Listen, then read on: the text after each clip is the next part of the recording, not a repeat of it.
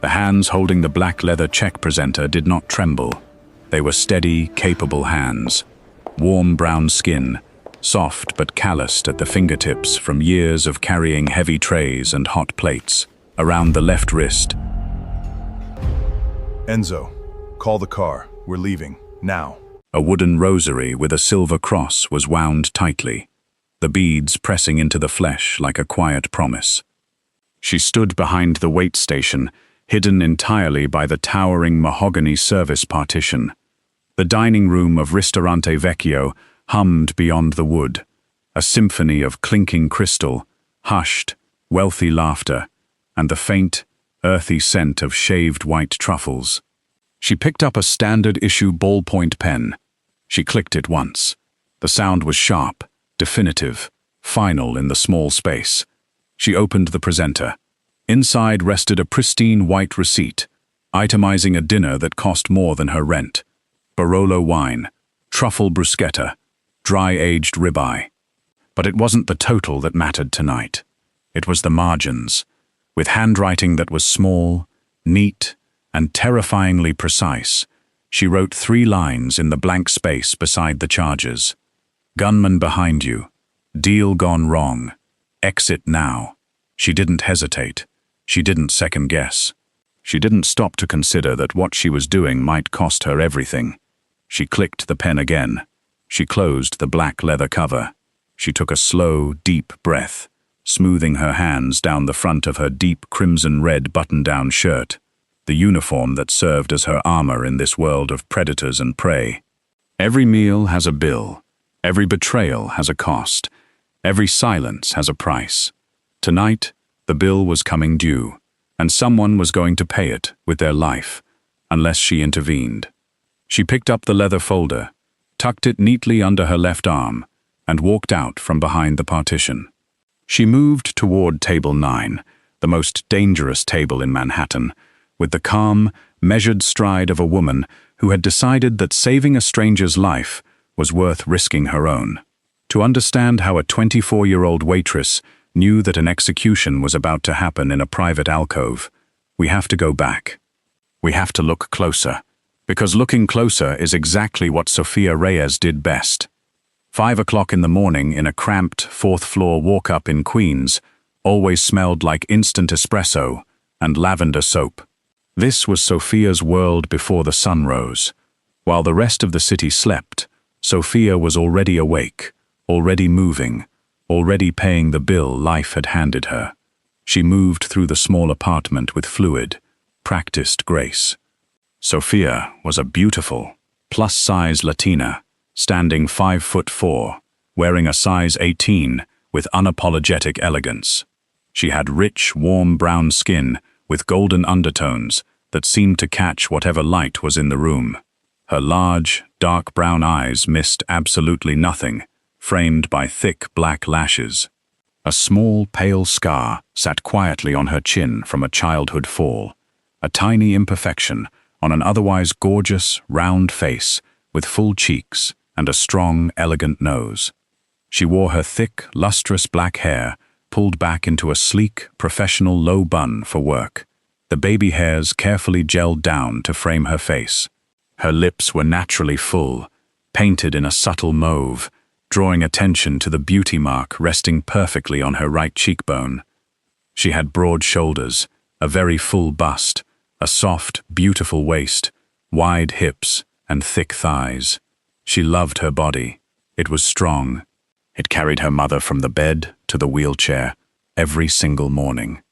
"Careful, mija," Mama Rosa whispered, her voice fragile as dry leaves.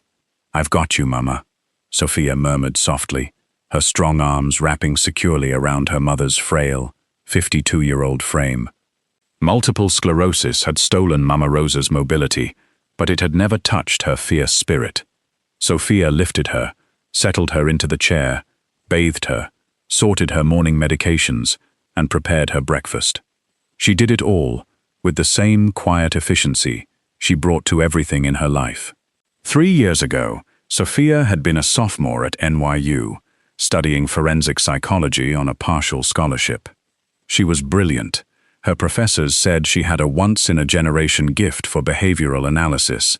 But when the MS progressed and her mother's care became too expensive, the math stopped making sense.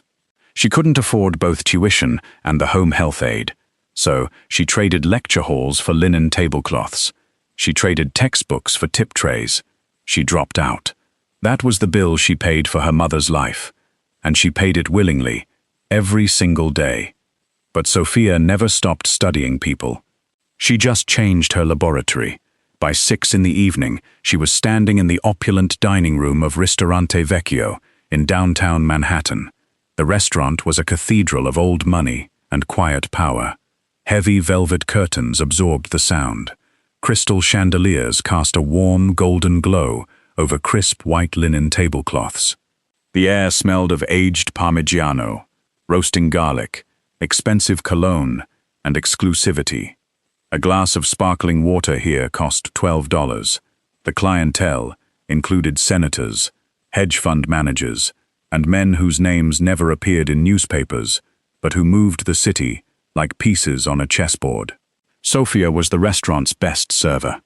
She wore the uniform, a fitted, deep crimson-red button-down shirt tucked into tailored black trousers, with a short black server's apron, like it was made for her. The crimson red was her armor.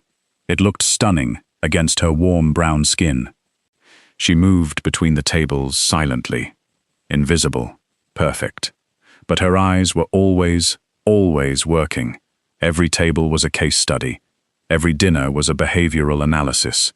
She read micro-expressions, body language shifts, vocal pitch changes, eye movement patterns, breathing rhythms. She knew when a couple was about to break up before they did, the way the woman angled her torso away, the way the man blocked his mouth with his wineglass. She knew when a business deal was souring, before the handshake died, the sudden shallow breathing, the forced, symmetrical smiles that never reached the eyes. She knew when someone was lying because their blink rate increased by exactly 40%. The mouth lies, mija, Mama Rosa had taught her long ago, sitting on the stoop of their old apartment, watching people walk by. The body tells the truth. Always watch the hands. Always watch the breathing. NYU had given her the clinical terms for it. Ristorante Vecchio had given her 3 years of elite, high-stakes practice. At 7:30 p.m., the atmosphere in the restaurant shifted. It wasn't a sound. It was a drop in barometric pressure. The air grew suddenly heavy, thick, metallic. 6 black SUVs pulled up to the curb outside the massive glass windows. Men in dark, impeccably tailored suits stepped out. They moved with the synchronized, fluid caution of wolves entering new territory. The restaurant went completely, utterly quiet. Tony, the head server and maitre d', materialized beside Sophia. Tony was 55. Tall, thin, silver-haired, and elegant. A former Broadway actor who treated the dining room like his stage. He loved Sophia like a daughter. He grabbed her elbow, his usually calm face tight with tension. "Table 9, Tony whispered, his voice barely audible over the sudden hush of the room. The private alcove behind the velvet curtain, VIP service. They specifically requested our most discreet server. That's you, darling." Sophia nodded, adjusting her crimson collar. "Listen to me carefully, Sophia," Tony said, his fingers digging slightly into her arm. "No questions, no small talk, no offering specials unless asked, and absolutely no eye contact longer than 2 seconds. Do you understand?" "Who are they, Tony?" she asked softly. "The kind of men who don't exist," he replied grimly. "Just serve the food and remain invisible." Sophia picked up a tray of San Pellegrino and walked toward the heavy velvet curtains at the back of the room. She slipped through the fabric, entering the private alcove. 6 men sat around the large circular table, but only one of them mattered. Only one of them commanded the gravity in the room. He sat at the head of the table, Marco Valenti. He was 37 years old, a towering 6'3", carrying 235 pounds of controlled, lethal power. The ornate, heavy mahogany dining chair seemed almost too small for his massive shoulders and barrel chest. He was Sicilian-American, with dark olive skin and thick, jet-black hair, swept back severely, threaded with premature silver at the temples, the physical cost of immense, constant stress.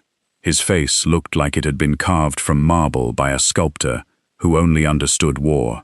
A strong Roman jaw, a perpetual, dark 5 o'clock shadow, and piercing, intelligent steel-grey eyes that seemed to absorb all the light in the room. Across his throat, pale and stark against his dark skin, was a thin, jagged scar. It was the remnant of a garroting attempt when he was 25. He didn't hide it with a collar. He wore it openly, a testament to the fact that he was unkillable.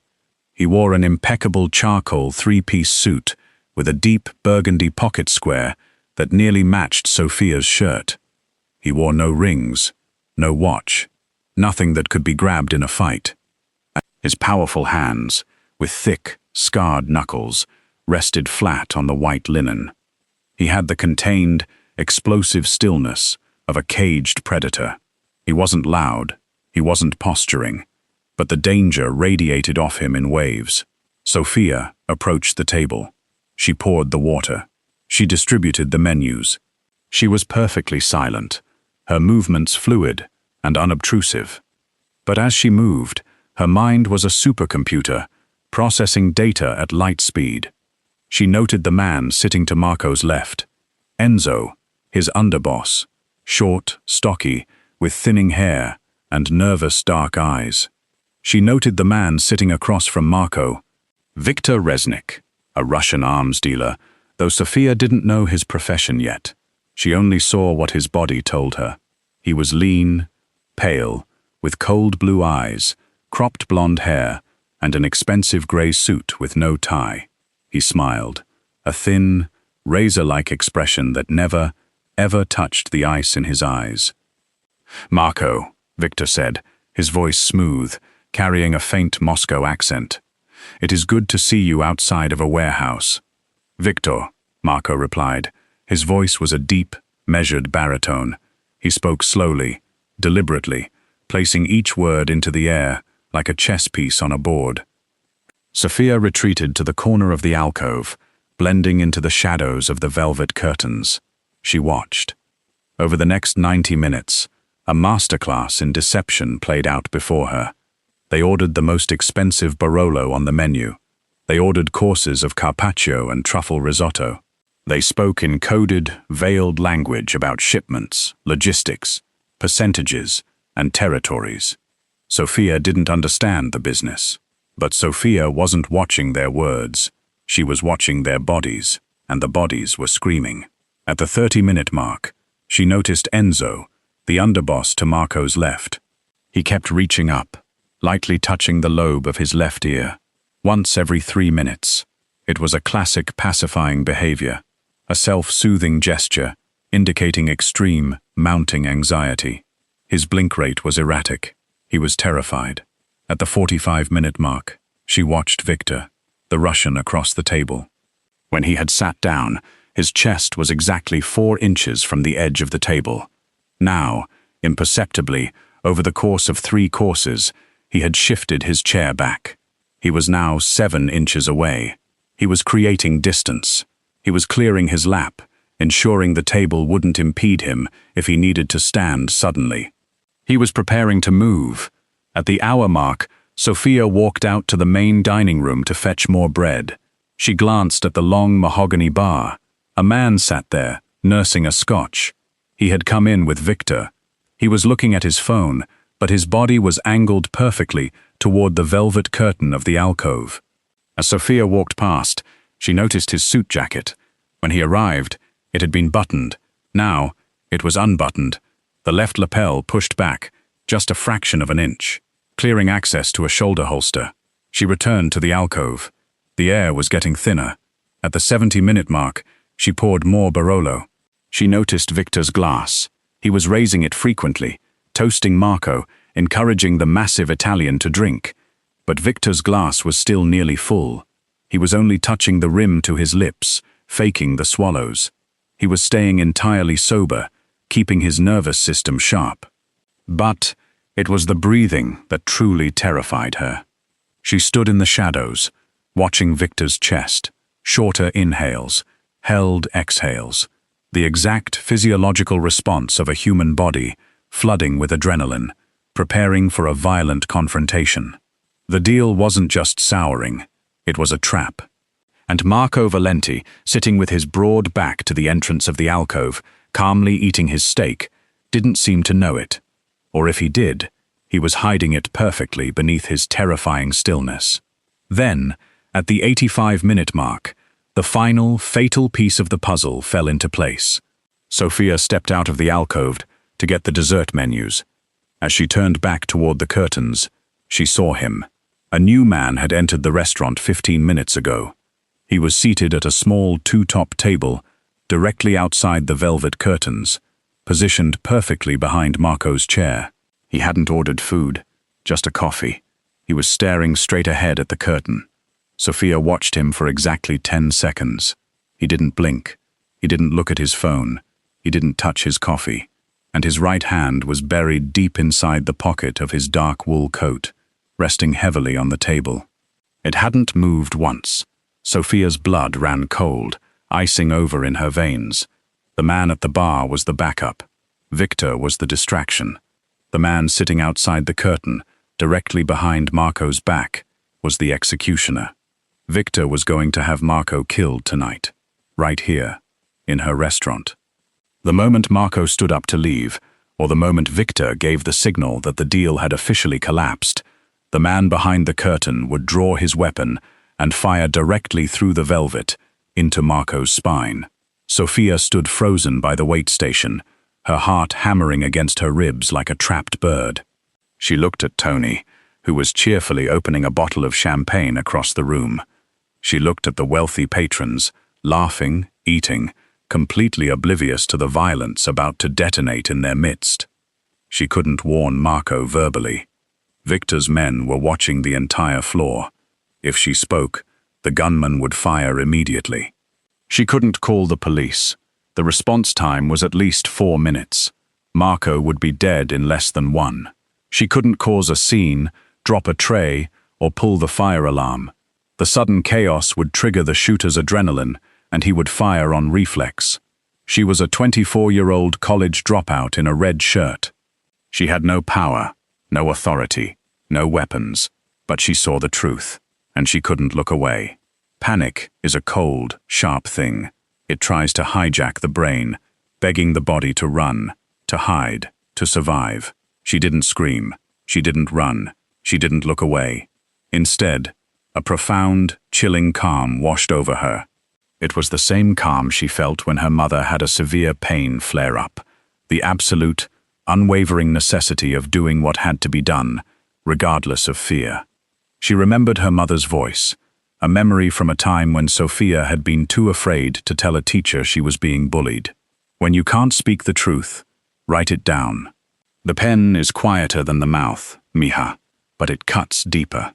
Sophia walked slowly, methodically, to the POS terminal at the wait station. She punched in her server code. She printed the itemized receipt for table 9. It was long. It was expensive. She picked up the black leather check presenter. She placed the white receipt inside. She clicked her pen, and she wrote the bill. She didn't write about the money. She wrote about the cost of staying alive. Gunman behind you. Deal gone wrong. Exit now. She closed the leather cover. The walk from the wait station to table 9 took exactly 42 seconds. To Sophia, it felt like 42 years. She moved in extreme slow motion. She could feel the weave of her crimson shirt against her skin. She could hear the rhythmic thump, thump of her own heart in her ears. She could smell the metallic tang of fear mingling with the heavy scent of roasted garlic and expensive red wine. Every step was a calculation. Keep the shoulders relaxed. Keep the breathing even.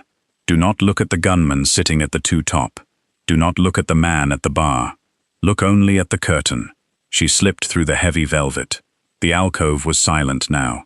The conversation between Marco and Victor had ceased. The air was stretched so tight it was ready to snap. Victor was leaning forward slightly, his cold blue eyes locked on Marco. Enzo was sweating, his hand trembling slightly near his ear. Marco sat in absolute stillness, his massive hands resting on the table, his grey eyes assessing the Russian. Sofia stepped up to the table.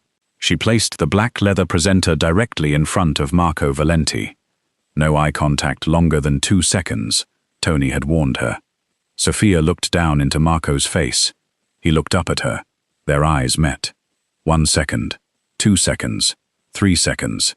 His eyes were the color of gunmetal, deep and fathomless. In that extended second, she saw the sheer, terrifying intellect behind them. He wasn't just a brute. He was a king who ruled an empire of shadows. She gave him a nod. It wasn't a bow of subservience. It was a micro-expression, a fractional, imperceptible dip of her chin toward the leather folder. A silent command from a waitress to a mafia boss. Look. Marco's eyes narrowed by a millimeter. He didn't break eye contact with her as he reached out with his thick, powerful fingers and flipped open the leather cover. He looked down. He read the printed total. And then he read the margins. Sofia watched his physiology. It was a masterclass in emotional control. His blink rate didn't change. His breathing didn't hitch. His hands didn't tighten.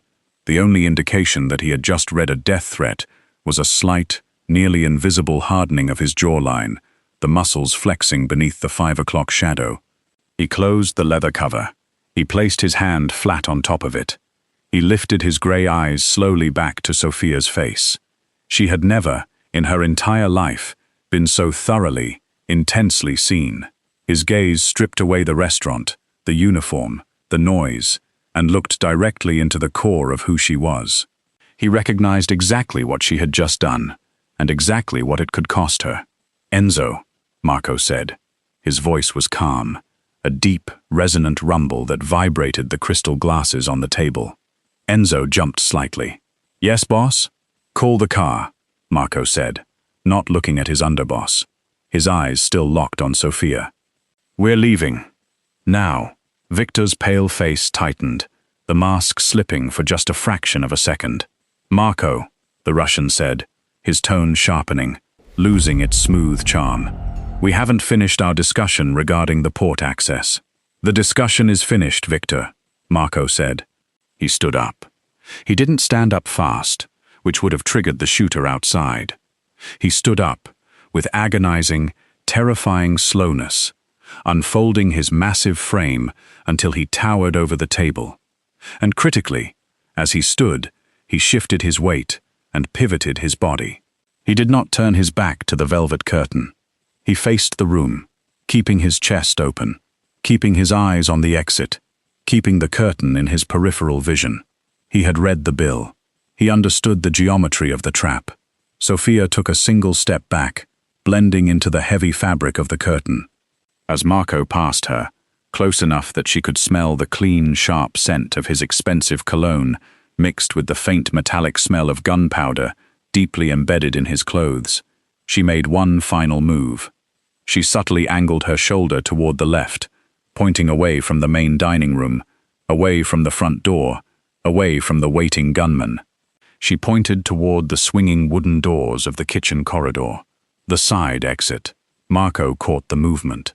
He didn't nod, but the command was received. "Through the kitchens, Enzo," Marco ordered quietly, his hand sliding seamlessly inside his tailored suit jacket. Victor stood up rapidly, his chair scraping loudly against the wood floor. "Marco," he barked, the Russian accent thickening with rage. Marco didn't look back. He, Enzo, and their 2 guards moved with sudden, devastating speed, disappearing through the heavy wooden doors that led to the kitchens and the alleyway beyond. Outside the alcove, the man at the 2-top table ripped his hand out of his wool coat, revealing the dull black steel of a suppressed pistol.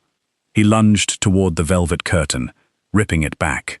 But the alcove was empty, save for a terrified Victor and a waitress in a red shirt. Marco Valenti was already gone. The restaurant erupted into controlled, hushed chaos. Victor swore violently in Russian, kicking a chair out of his way.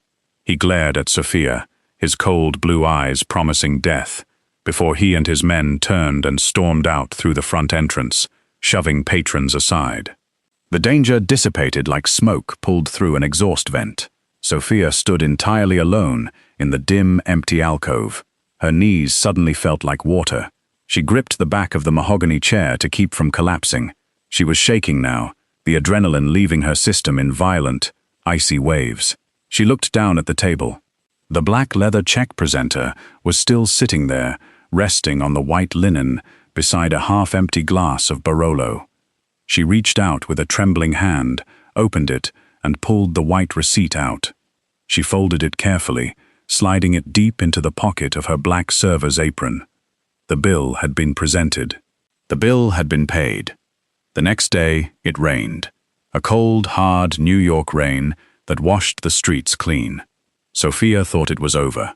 She woke up at 5 a.m. She lifted her mother. She bathed her. She rode the bus in the rain. She put on her deep crimson-red shirt. She went to work. She served tables. She pretended she hadn't thwarted a Mafia assassination the night before. She was a master of pretending everything was fine. It was how she survived. At 8 p.m., the rain was coming down in sheets against the massive windows of Ristorante Vecchio. The dining room was full, buzzing with warmth and laughter. A single black car pulled up to the curb. Sophia froze, a tray of martinis perfectly balanced on her hand. One man entered the restaurant. It wasn't Marco. It was Enzo, the nervous underboss. He didn't look nervous tonight. He looked grim, purposeful. He walked straight to Tony at the maitre d' stand. He spoke quietly, handing Tony a thick envelope. Tony's eyes widened. He nodded rapidly, looking pale. Enzo turned and walked back out into the rain. Tony moved through the dining room with long, urgent strides, finding Sophia by the wait station. "Sophia," Tony said, his voice trembling slightly. "Give me the tray." "What's wrong?" she asked, handing him the drinks. "Mr. Valenti has requested a private dinner," Tony said, swallowing hard. "Table 9, tonight, right now." "Who is he with?" "No one," Tony said. "He is alone. He rented the entire alcove for himself, and he made one specific demand." Tony looked at her, his eyes full of worry. He requested one server only, the woman in the red shirt. Sophia looked down at her crimson uniform. The armor suddenly felt very thin. "I'll take it," she said, her voice steadier than she felt. She walked to the back of the restaurant. The heavy velvet curtains were drawn tight. She took a deep breath, pushing her broad shoulders back, and slipped through the fabric. Marco Valenti sat in the same mahogany chair at the head of the table. He was alone. There were no bodyguards in the room, though Sophia knew they were stationed outside the restaurant in the rain. He wore a dark navy suit tonight, no tie, the collar of his crisp white shirt unbuttoned, exposing the jagged white scar across his throat. He looked exhausted, but the dangerous stillness remained. There was one glass of red wine poured on the table. It sat on the side opposite him. Sophia approached. "Good evening, Mr. Valenti. May I bring you a menu?" "Sit down," Marco said. It wasn't an order. It wasn't a threat. It was a quiet, heavy request from a man who rarely had to ask for anything. Sophia hesitated. She looked at the empty chair, then at the glass of wine, and finally at the Mafia boss. She didn't run. She sat down, across from the most dangerous man in New York. A 24-year-old waitress smoothed her black apron over her thighs, her back perfectly straight, her dark eyes meeting his gunmetal stare. The silence between them stretched, thick and heavy. "How did you know?" Marco asked softly. His voice was a low rumble, devoid of any aggression, replaced entirely by intense curiosity. Sophia looked at his powerful, scarred hands resting on the table. "I observe things. The men I pay to observe things missed it," Marco said flatly. "My underboss missed it. My security missed it. I missed it. But you, carrying a tray of water, saw a trap that took Victor Resnick 6 months to plan. How?" Sophia took a breath. She decided, in that moment, to pay him with the only currency she had, the truth. "Because people lie, Mr. Valenti," she said, her voice steady and clear. "But their bodies don't. When people are lying or hiding something, their physiology betrays them. They leak the truth through micro-expressions, posture, and autonomic responses." Marco leaned forward slightly, resting his elbows on the table, giving her his absolute, undivided attention. "Explain." So, she did. She told him everything. She explained the behavioral analysis. She detailed how Enzo's constant ear-touching indicated extreme anxiety, proving he sensed something was wrong, but was too paralyzed to act. She explained how Victor had slowly increased the distance between his chest and the table, clearing his lap for a sudden, violent stand. She described the man at the bar, the unbuttoned jacket clearing access to the shoulder holster. She explained Victor's breathing patterns, the short inhales and held exhales of a body flooding with adrenaline. She noted the untouched wine, proving he was staying sharp while attempting to dull Marco's reflexes. And finally, she told him about the man behind the curtain, the hand buried deep in the pocket, the absolute stillness of a predator waiting for the signal to strike. Marco listened in absolute silence. For 10 minutes he didn't move. He didn't speak. His grey eyes never left her face, tracking the intelligence and passion that lit up her dark brown eyes as she spoke about her craft.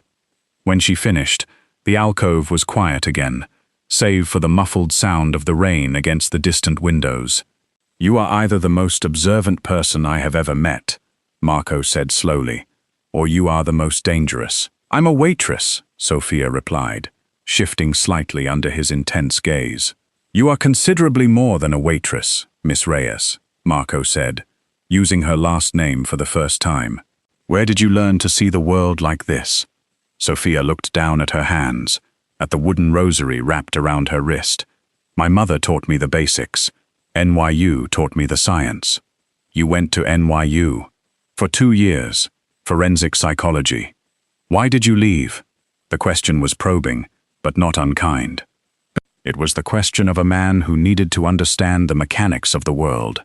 "My mother was diagnosed with severe multiple sclerosis," Sophia said softly, her voice tightening just a fraction.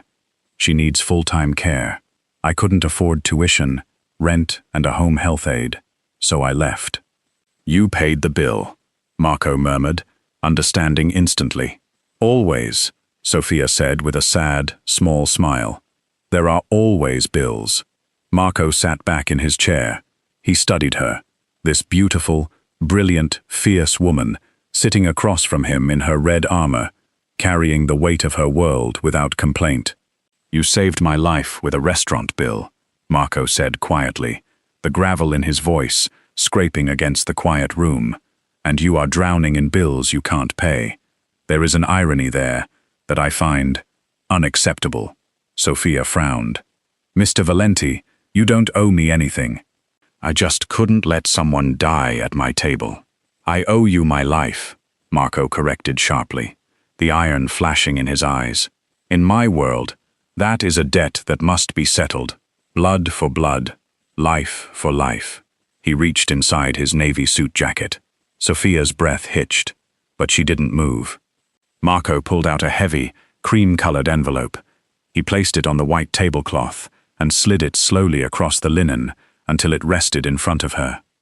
"I have a foundation," Marco said, his voice entirely devoid of emotion, clinical and precise. "Legitimate. It funds education for exceptional students who had to leave school due to unavoidable hardships. I have instructed my board to accept you as our primary beneficiary." Sophia stared at the envelope. "I don't understand." "It's a full scholarship, Miss Reyes," Marco explained patiently. "Tuition, books, housing stipend. Furthermore, the foundation works with a private medical network. As of tomorrow morning, a fully licensed, live-in medical aid will be assigned to your mother, their salary covered in perpetuity by the trust." Sophia felt all the air leave the room. The edges of her vision blurred. She looked from the envelope to the towering, scarred man across from her.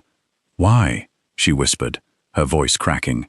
This is hundreds of thousands of dollars. Why?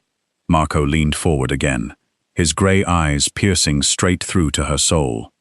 Because you wrote 3 sentences on a piece of paper and saved a man's life without hesitation, he said, his voice thick with a strange, fierce reverence. Because you didn't run, because you didn't look away, because when the bill came due, you paid it with courage. Sophia's eyes filled with tears. She fought them with everything she had, biting her lip, her hands clenching in her lap. But she was so tired.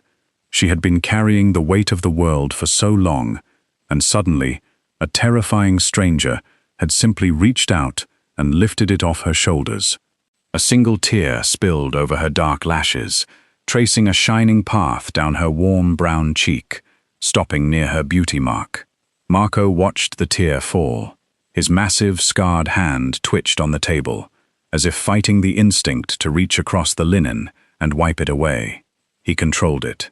He kept his hands flat on the wood. He reached into his jacket pocket one more time. He pulled out a small, folded piece of white paper. He slid it across the table, resting it next to the envelope. It was the receipt, her bill. "I believe this is yours," Marco said softly. "I've settled the account." Sophia stared at the 3 lines of her own handwriting in the margin. "But I've kept a copy," Marco added, his voice dropping to a near whisper. "If you don't mind, I intend to keep it for the rest of my life. It is, without question, the most important piece of paper anyone has ever handed me." Sophia looked up at him.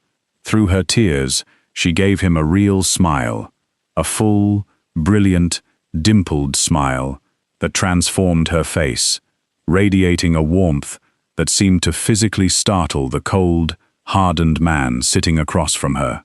"Thank you, Marco," she whispered. He nodded slowly, respectfully. "Go back to school, Sophia. Learn to read the world, then conquer it."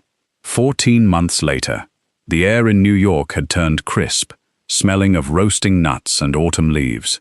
Sophia Reyes walked out of a lecture hall at NYU, carrying a stack of textbooks on advanced behavioral criminology. She wore a wine-red leather jacket over a black dress, her thick black hair falling in loose, lush waves down her back. The exhaustion that used to shadow her large brown eyes was gone, replaced by a bright, sharp clarity. Her mother was at home, laughing with Maria, the warm, brilliant nurse provided by the Valenti Foundation. Sophia's life had completely changed. The debt had been paid, the account was settled. But there was one thing she refused to give up. Every Friday night, Sophia put on her deep crimson-red button-down shirt, tied her short black apron around her waist, and walked into Ristorante Vecchio. Tony had begged her to quit, telling her she didn't need the money anymore, but Sophia had smiled and shaken her head. "I like my tables, Tony. I like watching the room." At 8 p.m. that Friday, the velvet curtains of the private alcove were drawn tight. Sophia walked through them, carrying a bottle of the finest Barolo in the cellar. Marco Valenti sat at table 9. He wore a dark grey suit, the burgundy pocket square perfectly folded. His thick, silver-threaded hair was swept back, the scar on his throat visible. He came here every single Friday. It had become their ritual. He would rent the alcove, order dinner, and ask Sophia to serve him. He never touched her. He never crossed the line. Their relationship existed entirely within the professional boundaries of a server and a patron. But they talked. God, how they talked. They talked about psychology, about the nature of human deception, about power and fear, and the invisible threads that connected people in a room. For Marco, sitting with Sophia was the only time in his entire week where he didn't have to be the ruthless, terrifying boss of a crime family. He could just be a man, sitting across from a brilliant woman who saw him clearly. Sophia poured the heavy red wine into his crystal glass. "You look well, Sophia," Marco said, his deep voice wrapping around her like a heavy blanket. "I got an A on my midterm," Sophia said proudly, placing the bottle on the table. "I never doubted it for a moment," Marco replied, a faint, genuine smile touching the corners of his mouth. an expression he reserved entirely for her. He leaned back in his chair, swirling the wine in his glass, watching her with those intense, gunmetal eyes. "You spend all your time reading people, Sophia," Marco said softly. "You analyze the room. You see the truths everyone else is trying to hide." "It's what I do," she agreed, clasping her hands loosely in front of her apron. Marco set his glass down. The silence in the alcove grew heavy, thick with things unspoken. "What do you see when you look at me?" he asked. It was a dangerous question.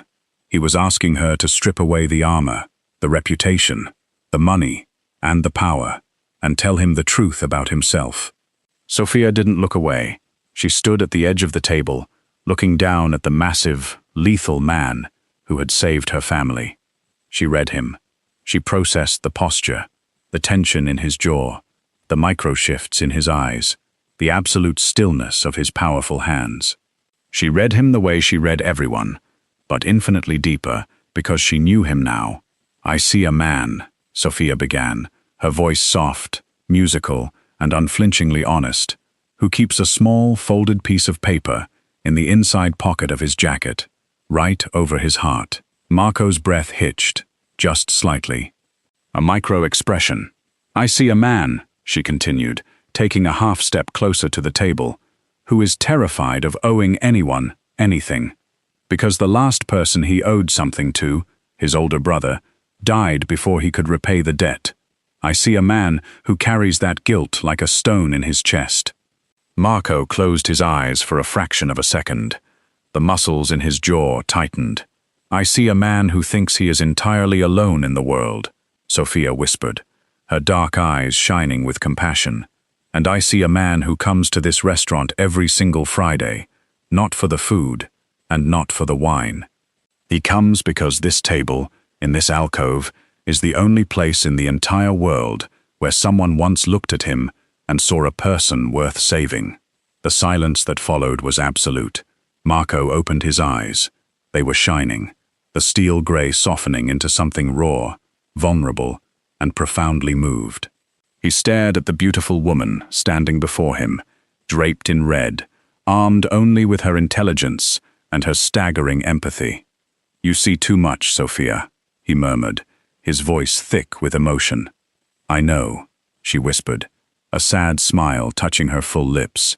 "It's my curse." "No," Marco said firmly, his eyes locking onto hers. "It is your gift." He reached inside his dark gray suit jacket. Slowly, carefully, he pulled out a small piece of white paper. It was folded, worn at the creases, soft from being carried close to his chest for over a year. He placed it on the white tablecloth, smoothing it out with his thick thumbs.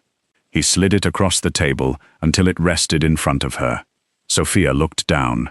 It was the original bill, the one she had written 14 months ago. The 3 lines were still visible. The blue ink slightly faded but clear. "Gunman behind you. Deal gone wrong. Exit now." But beneath her original writing, in Marco's heavy, precise, masculine handwriting, he had added a 4th line. She read it, and her breath caught in her throat. "She saved my life." Marco stood up from the table. He stood at his full, imposing height, looking down at her with a reverence bordering on worship. "Keep it," Marco said, his voice a low, vibrating rumble in the quiet room. "The account is officially settled. We are even."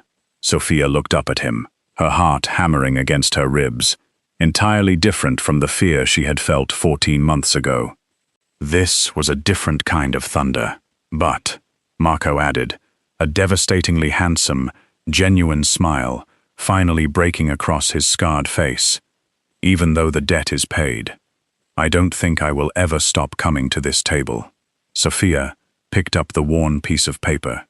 She traced his handwriting with her warm brown fingertip. She looked up at the terrifying, lonely, magnificent man standing before her. She smiled, that real, full, dimpled smile that lit up her round face and chased the shadows from the room. "The table is always yours, Mr. Valenti," she said softly. He nodded once, a gesture of profound respect and unspoken promise. He turned and walked out through the velvet curtains, leaving behind the faint scent of expensive cologne and the overwhelming presence of a man who had finally been seen. Sophia stood alone in the alcove. She held the bill in her hands, the most important piece of paper in the room. You don't need a weapon to save a life. You don't need a title, or a badge, or a cape to be a hero. Sometimes, all you need is a pen, a piece of paper, and the courage to write the truth when everyone else is looking away. In a world where everyone is rushing, scrolling, and ignoring the people right in front of them, the greatest superpower you can possess is the ability to truly pay attention, to notice the small shifts, to read the silent language of pain, fear, and need in the bodies of the people around you. Every single day, people are fighting invisible battles. They are drowning in bills they can't pay. They are trapped in situations they can't escape. They are sitting at tables, waiting for someone, anyone, to notice that the deal has gone wrong. Be the person who notices. Be the person who doesn't look away. Because some people pay the bill with money. Some people pay it with blood. But the strongest people pay it with the courage to see the truth and the compassion to act on it. Where are you watching this story from today? Tell us in the comments below. We love seeing where our listeners are tuning in from. Share this story with someone in your life who sees what others miss. The friend who always knows when you're upset before you say a word. The mother who can read your heart just by looking at your posture. Send this to them and thank them for not looking away. May you always have the courage to write your truth. May you always find someone who sees you clearly. And may you always know that exactly as you are enough. God bless you, and thank you for listening.